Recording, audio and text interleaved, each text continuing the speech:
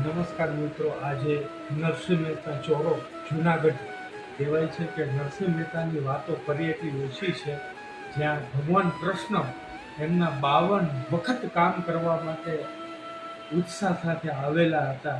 નરસિંહ મહેતાની ભક્તિનો રંગ જ એવો હતો. અને માંગરોળની એવી ઘટના છે કે આજે પણ હરેક યુવાનો જાણે છે, પણ ખૂબ ઓછા લોકોને ખ્યાલ છે કે એમને કાકા એટલે પર્વત મહેતા જ્યાં માંગરોળમાં નિવાસસ્થાન કરતા, કે સમયકાળની વાત છે એવો ઇતિહાસ સાક્ષી પુરાવે છે. અહીંયા લખેલું છે, નરસિંહ મહેતાના કાકા પર્વત કાકા માંગરોળના વાવમાંથી રણછોડરાયજીની મૂર્તિની પ્રગટ થઈ હતી. એ સમયે આ મૂર્તિ ત્યાં આજે પણ આ વાવ મોજૂદ છે. જ્યાં કહેવાય છે કે વસના બાપુની કરિયાણાની દુકાન છે, એમની બાજુની ગલી છે, ત્યાં વાવ આવેલી છે અને એને ગોમતી વાવ તરીકે કહેવામાં આવે છે. ત્યાં આ દ્વારકાધીશની પ્રતિમા પ્રગટ થઈ હતી સ્વયંભૂ, અને તેઓને આજની તારીખે રણછોડરાયજીના મંદિરે મૂર્તિ સિંહાસન સાથે ત્યાં રાખવામાં આવી હતી. એમનો ઉલ્લેખ અહીં સાક્ષી પુરાવે છે. એટલે વર્ષો જૂનું લખાણ છે, વર્ષો જૂની આ ફોટોની તસવીર છે કે જે માંગરોળમાં આવી ઘટના બની ગઈ છે.